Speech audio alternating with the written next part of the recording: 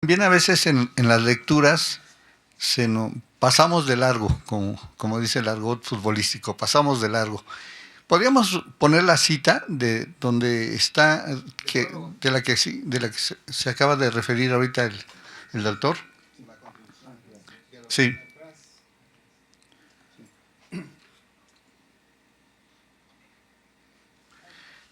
Un poco más, sí, antes. Él ahí refiere, al empezar el párrafo, tanto las relaciones jurídicas como las formas de Estado no pueden comprenderse por sí mismas, y fíjense de lo que está hablando él. No está hablando de la economía, no está hablando de las relaciones de producción. Está partiendo exactamente, y él lo dice ahí, yo empecé en la superestructura y después tuve que bajar. Eso yo creo que tendremos que tomarlo en cuenta. Sí. La inversión de la pirámide. ¿Está bien? Sí. Yo les digo que el método de Marx es como la ingeniería inversa. Tienes en todo, lo pones en partes y luego lo construyes. Es la ingeniería inversa. Y estos párrafos también que acaba de leer el doctor, es exactamente la pirámide que tú muestras. Claro. ¿Sí? Claro. Es ahí. Esa es la muestra. No se menciona aquí explícitamente el otro punto de discusión con Miguel Ángel. Las instituciones. Ahí vamos. Vamos para allá. Prepárate, Jesús. Vamos para allá. A ver, el doctor Vargas me hizo el favor de mandarme un texto de Miguel Ángel Rivera del 2009. Bueno, una parte, y entonces ya nos pusimos ahí a trabajarlo. Y entonces dice, este es el texto, este es palabras de Rivera, ¿no? En su texto. Dice, críticas del planteamiento. Sí, no vayan a pensar que son mías. O sea, eso más bien lo que quise decir es que no son las mías. Yo quise presentar el debate y aclaro que yo no estoy de acuerdo con el planteamiento de Rivera. Eso es lo que quise decir. No que sea palabra del señor, ¿no?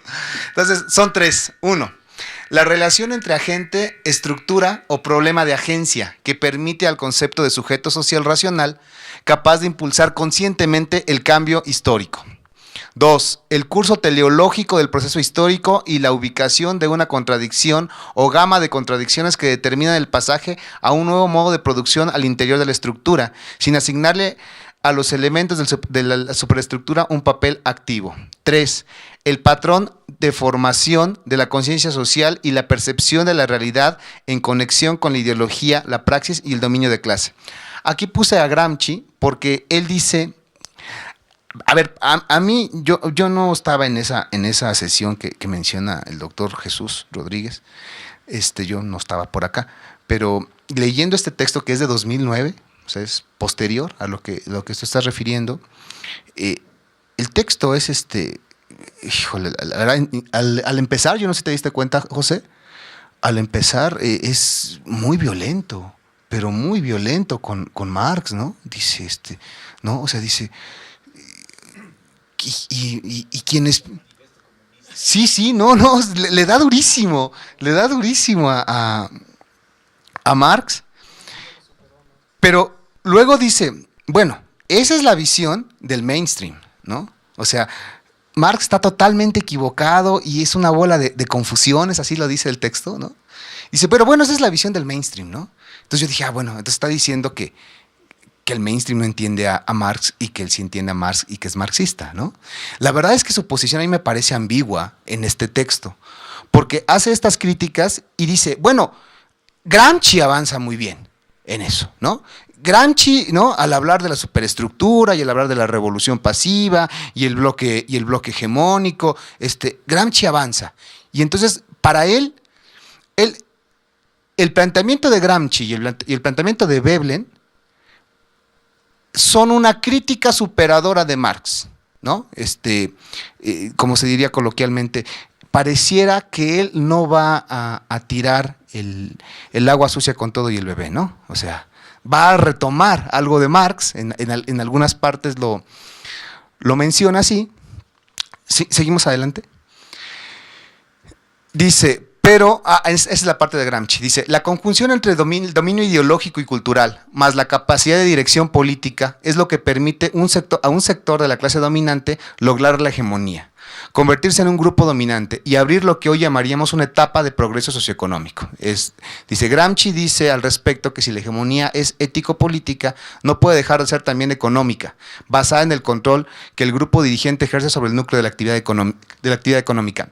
Ahí lo que está haciendo Rivera es criticar a Gramsci. Dice, bueno, como que Gramsci avanza un paso adelante, ¿no? En decir, la parte ideológica, cultural, socioeconómica, pero luego se hace para atrás cuando dice, bueno, pero también es económica, también es económica. O sea, no vayan a pensar que estoy rompiendo brutalmente con Marx y yo digo que lo importante es lo socioinstitucional. Y entonces, lo que va a decir Rivera es, a ver, Gramsci avanza, ¿no? Al igual que Veblen. Seguimos adelante. Lo que prevalece en Marx es la noción de que existe una realidad objetiva, independiente del sujeto. Otro problema es lo que llamaremos construcción social de la realidad, que implica la unificación cognitiva entre sujeto y objeto.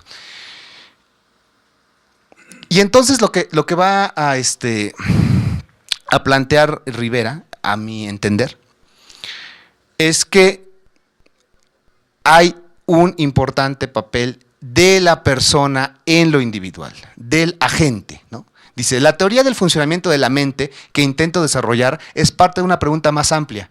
¿Cómo la realidad mental, el mundo y la conciencia... ¿Qué? Uy, está bien mal escrito. De la conciencia, intencionalidad y otros fenómenos encajan en el mundo material? Este problema está en la base de las ciencias sociales, y se supone que debió ser abortado y resuelto por los grandes fundadores de la ciencia en el siglo XIX e inicio del XX. Entonces lo que va a decir Rivera es la importancia de los modelos mentales o marcos interpretativos. O sea, va a decir, a ver, aquí hay un elemento central que está quedando olvidado en el planteamiento de Marx y que sí retoma de cierta forma Veblen y Gramsci, aunque no se atreve, sobre todo Gramsci, a reconocerlo. Y es el papel de la gente, o sea, el papel de la persona. Porque lo que dice Rivera es, pareciera que entonces la conciencia social se da automáticamente, cuando la verdad es que hay un liderazgo, hay este problema con la agencia. Yo no sé si tú pudieras ahondar en esto. Este problema de la agencia... Digo, perdón, a mí me suena ahí el planteamiento de Trump, ¿no? O sea, hay una persona, pues, hay un agente, hay una persona que a partir de tener otra conciencia va a determinar el cambio social. O sea, a ver, yo aclaro, eso es justamente lo que yo no estoy de acuerdo. Por eso, ¿no? Yo decía hace rato, no, a ver, yo no estoy de acuerdo con eso. Yo no estoy diciendo que lo que es determinante es quién gobierna Estados Unidos. Y si hubiera ganado Hillary Clinton en lugar de Trump, todo sería totalmente distinto. No. Totalmente distinto, ¿no? Probablemente no existirían los tweets y muchas otras cosas. Pero, a ver, a lo que le está dando mucha importancia, a mi entender, aquí Rivera, es el papel de la gente. Dice, a ver, ¿cómo una persona importante, claro, un líder, va a empujar hacia el cambio? Y entonces dice, en Marx es como mecánico, como determinista. Dice, y no, la verdad es que aquí hay que ver estos modelos mentales. Esta parte del texto de Rivera a mí me pareció sumamente pesada, porque me pareció, yo no sé, José, ¿a ti qué te pareció el texto? Tú que me lo recomendaste. Yo diría que hasta neurolingüístico. O sea, se sale del tema económico y entonces se puede hacer un análisis, yo diría psicológico, de los agentes. Y dicen, a ver, ¿cómo un agente, ¿no? se asume en el mundo, cómo hay su conciencia social? Y entonces, o sea, es decir, como si lo que estaba criticando Rivera es como si la cuestión social impregna al agente y automáticamente actúa en consecuencia. Y dice Rivera, no, ahora sí que, perdón por decir una frase tan dominguera, ¿no? Cada cabeza es un mundo. Y entonces, aquí hay una cuestión del modelo interpretativo del líder. Yo no sé si aquí me quieran ayudar, sobre todo tú, Jesús, José, que me recomendaste el texto. ¿Qué opinan acerca de esta crítica que hace Rivera? Porque entonces lo que él va a colocar en el centro es a las instituciones. A las instituciones como la concreción de la gente, de la agencia, de las personas, y entonces, por eso Rivera ahora trae la idea de lo mesoeconómico, o sea, lo que importa son las instituciones y son los que van a generar el cambio social. Si no hay inconveniente, tomo la palabra. Debido a que fui partícipe de la historia, voy a señalar lo siguiente. En 2005, el profesor Miguel Ángel Rivera nos dio un texto. Yo ya era profesor junto con él en el posgrado, por cierto. De hecho, era su adjunto ahí. Nos dio un texto donde ve las instituciones desde el punto de vista de Gramsci y de Veblen. Fue la primera sorpresa para mí. Sí, fue la primera sorpresa. No por Gramsci, sino por Veblen, que haya introducido a Veblen. Yo no tenía, sin haberlo leído, no tenía yo buena idea sobre él. Es el paso, para mí sería como uno de los textos de transición de Miguel Ángel, del marxismo, voy a decirle clásico, de ese marxismo que se encuentra en esos textos con Pedro Gómez que nos acabas de enviar, criticando la política económica, y otros textos marxistas propiamente, ¿sí?, a lo que va a ser las teorías de las instituciones de Miguel Ángel. Entonces, efectivamente, sabemos muy bien de que Gramsci es el teórico de la superestructura. No choca con Marx, se considera que complementa a Marx, porque Marx no tiene teoría de las instituciones explícitas, las tiene implícitas, como las tiene Adam Smith y cualquiera que hable del Estado, ¿sí? Tiene instituciones como parte fundamental del desarrollo económico, pero no le tocó a Marx desarrollarlo, no era su objetivo. Pero Gramsci lo hace, y qué bien que lo retome Rivera y que nos lo haya enseñado. Prometió a Veblen. Veblen obviamente no es marxista, pero es crítico de los clásicos y sobre todo de los neoclásicos. Es la bestia negra de los neoclásicos a fines del siglo, principio de siglo. Y tiene aportaciones importantes desde el punto de vista, claro, de la institución. Es el teórico del institucionalismo original, ¿no?, norteamericano. Pero muy pronto Miguel Ángel dejó a Gramsci y dejó a Veblen. Y descubrió a North. Y analiza a North en dos etapas. La antigua, la primera y la segunda. No recuerdo cómo le llama. Y en la segunda ya North no es neoclásico, casi es marxista. No es neoclásico, casi es marxista. Bueno, o sea, Miguel Ángel vuelve marxista a North, estás diciendo. Y a Stiglitz, ¿no? Retoma a Stiglitz y a otros que... ¿A quién? A Hodgson, también a Hodgson. Hodgson, claro, trabaja desde el punto de vista marxista a Veblen, ¿no? Bueno, esto es parte de la historia. Miguel Ángel tiene un proceso de rompimiento con el marxismo, en términos de su metodología, en principio, de su método. Y entonces se va a las instituciones. Cuando critica lo teleológico como está ahí, y critica lo mecanicista, es porque no hay la determinación desde la gente, dice ahí, agente y estructura. Esa es una teoría, es una discusión desde hace muchos años. En la teoría burguesa y en la teoría marxista. En la teoría marxista no se usa precisamente el agente. Tú lo estás interpretando como el individuo. Imagínate si en Miguel Ángel Rivera es el individuo el agente.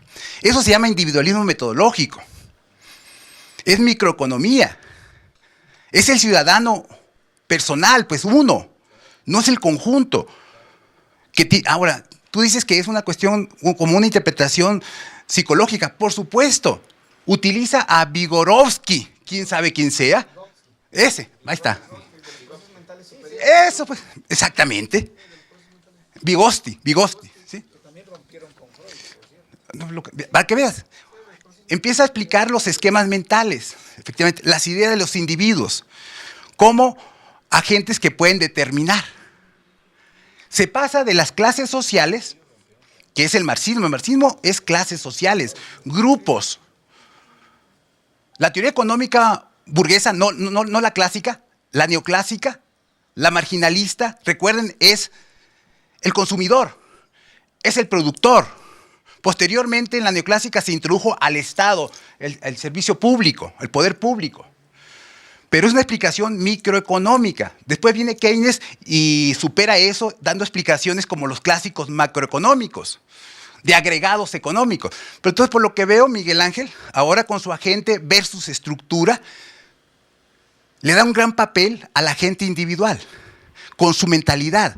Bueno, rompe con las categorías marxianas, marxistas, de clases sociales y conciencia.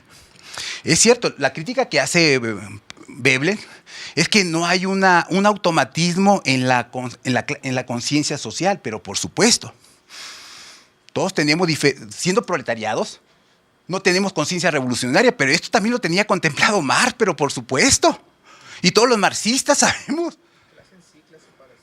Pues clase en sí, clase para sí. Se requiere un proceso largo de formación, de organización, de concientización para que uno tenga una conciencia revolucionaria, como después le va a llamar Lenin. Y entonces, es cierto, no hay automatismo. En nada hay automatismo. Entonces, la crítica que hace Miguel Ángel, basándose sobre todo en Veblen, es esa.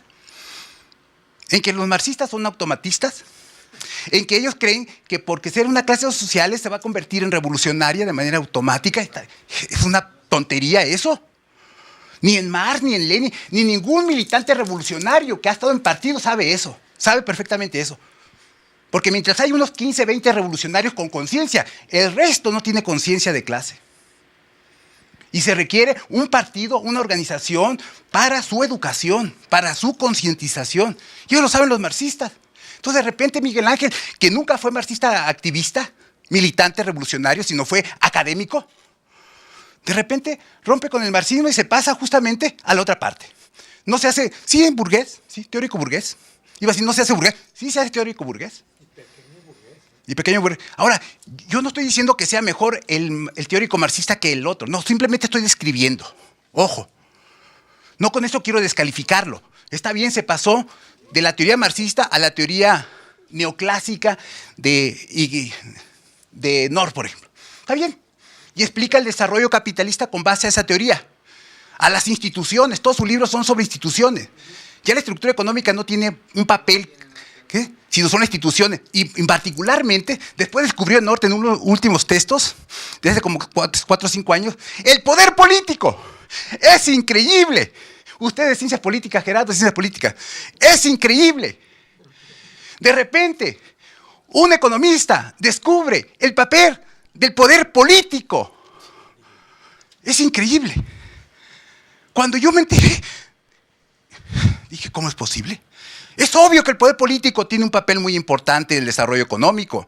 No hemos estado... Y Miguel Ángel, cuando discute con Pedro Gómez contra los Rolando Cordera la política económica, pues por supuesto, se ve genial. Se ve genial, ¿por qué? Porque está criticando a una corriente de la Facultad de Economía y en la ciencia económica aquí, en general, que ve en la política económica la parte fundamental de desarrollo, es decir, la participación en el Estado. Por eso es la disputa por la nación. Quien gana el Estado, gana la nación con la política económica. Puedes o no desarrollar. Entonces Miguel Ángel se basa en autores como Stiglitz y otros sobre el Estado depredador, no, North, el Estado depredador, el Estado desarrollista. Entonces hay que ganar el Estado para desarrollar, porque entonces el Estado es poder político y es importante. Claro, ¿quién lo niega? ¿Quién lo niega? Pero si esto lo utiliza Miguel Ángel para denostar, para hacer un lado el marxismo. No, esta es otra cosa. Para ver, mira, hay un asunto que es importante entender. Porque digamos que los modelos mentales o interpretativos surgen de la propia realidad, o sea, cómo se desenvuelve la realidad, ¿sí? No al revés, o sea, no es que el pensamiento se meta ahí en la realidad y descubre, no, al revés. O sea, la misma realidad va dando condiciones para que uno pueda entenderla en función de su observación, como es el principio fundamental del método de investigación. O sea, Keynes no inventó al Estado, el Estado inventó a Keynes. Si no hubiera habido intervención del Estado, desde 1914, cuando comenzó la guerra y se apoderó de las industrias claves para manipular la cuestión de la producción de armamentos, Keynes jamás hubiera sabido que era el Estado. Así, ni hubiera teorizado sobre eso. Tampoco, como todos los teóricos de la metodología reconocen, que Marx tampoco inventó el capitalismo, sino al revés, el capitalismo inventó a Marx. Sin él no existiría Marx si no hubiera habido capitalismo. Entonces, la realidad es la que te va, digamos, desarrollándose metodológicamente, y la capacidad del investigador estriba en entender, a partir de la observación, cuál es esa dinámica, qué factores están llevando ese proceso y cuáles son los factores que están contrarrestando ese proceso, porque ahí está justamente la dialéctica, ¿sí? De que una tendencia siempre tiene contratendencias, ¿no? Entonces, yo creo que la cuestión de los mediadores mentales es un concepto superfluo, porque la realidad no requiere modelos mentales. La propia realidad tiene ya una modelística, si se puede hablar así, ¿verdad? Tiene una dinámica de evolución, de desarrollo, que se basa en contradicciones, sucesos, hechos, y que el observador tiene que ver qué es lo que está pasando allí. O sea, esa es su función, ver, estar todos los días atento, así como los tipos que están viendo a ver si no viene de ahí arriba un tremendo asteroide diario. El observador de la economía, de la política, de la sociedad, también tiene que hacer lo mismo, estar observando diario qué está pasando y tener una metodología de esa realidad a partir de su estudio de cómo es que se va a desenvolver el proceso.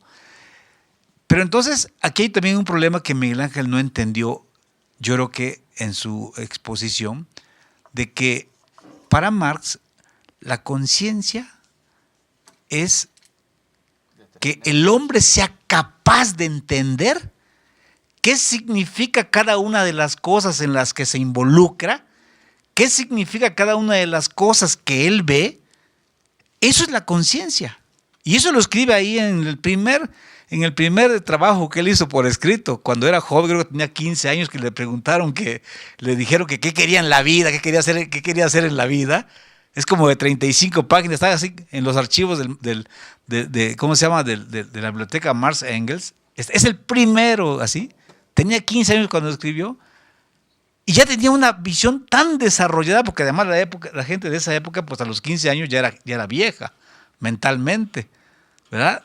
En esa época yo creo que el promedio de vida de la gente era de 30, 25, 30 años.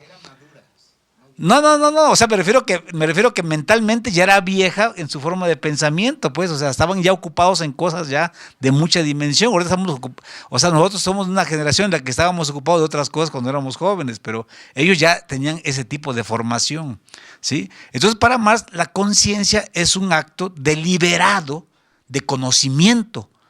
Entonces, la burguesía, a partir de la praxis histórica que tiene de 6.500 años, o sea, me refiero a las clases dominantes de 6.500 años, que tienen de dominio de la defensa de sus intereses, pues han acumulado un conocimiento universal tremendo para tener conciencia de clase, de saber qué es lo que tienen que defender y qué no tienen que defender.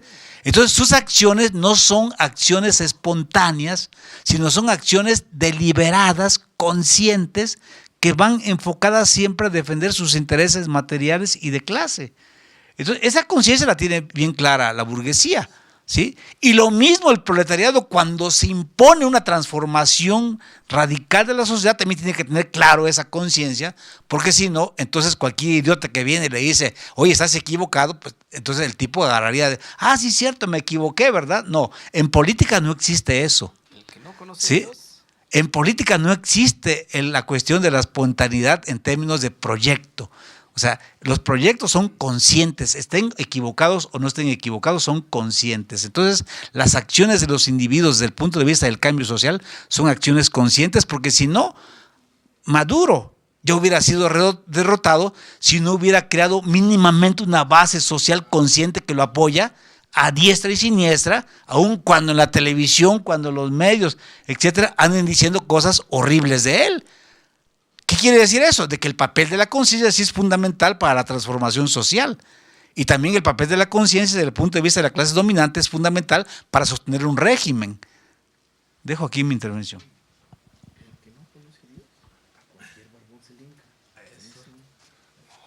Bueno, voy a aclarar cosas porque parece que estamos haciendo una narración de un divorcio.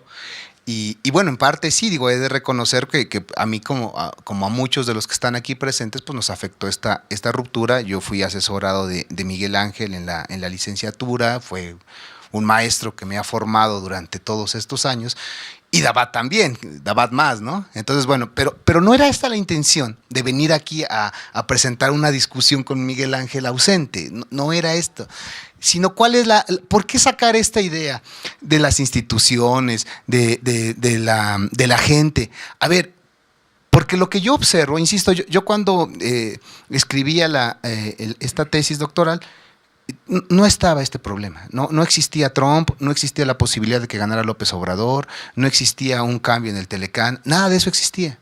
Y hoy sí existe. Y yo lo que les quiero compartir mi reflexión de por qué estar discutiendo ahorita este tema metodológico, de que si el agente, de que si la base productiva, de que si la superestructura, yo les pido que hagamos una reflexión colectiva acerca de que es muy fácil caer en esta visión. A ver, ¿qué estamos diciendo hoy? Que Trump es el que está poniendo de cabeza al mundo. Y eso lo leemos, yo les puedo garantizar que lo leemos diario en los periódicos. No hay periódico que no diga, la economía mundial está muy mal por Trump.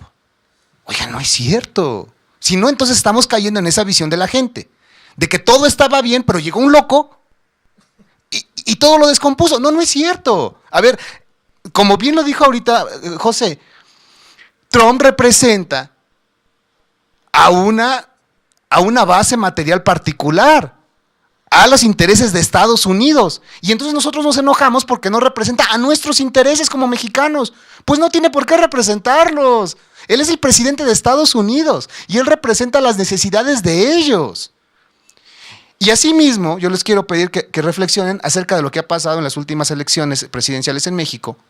Decimos, va a llegar López Obrador y todo va a cambiar, porque va a llegar López Obrador. O sea, es como si otra vez le estuviéramos dando una gran importancia a la gente. Es una persona que va a venir y que va a cambiar el tema de la corrupción, y gracias al tema a resolver el problema de la corrupción y gracias a eficientar el gasto público, todo va a cambiar en este país. Oigan, ¿y entonces en qué quedó? ¿No que somos marxistas? ¿En qué quedó toda la discusión de la base tecnoeconómica, de la estructura productiva? No, es que eso no importa, ganó López Obrador.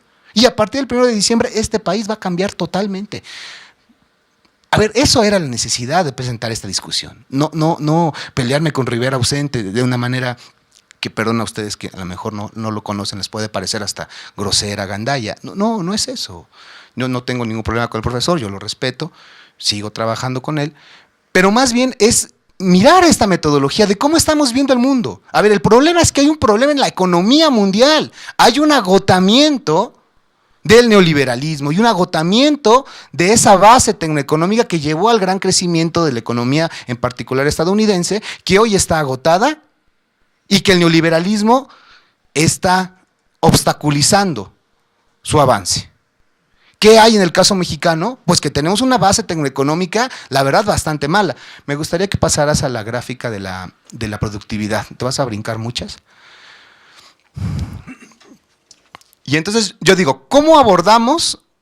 Ahí, ya te pasaste como 3. Esa.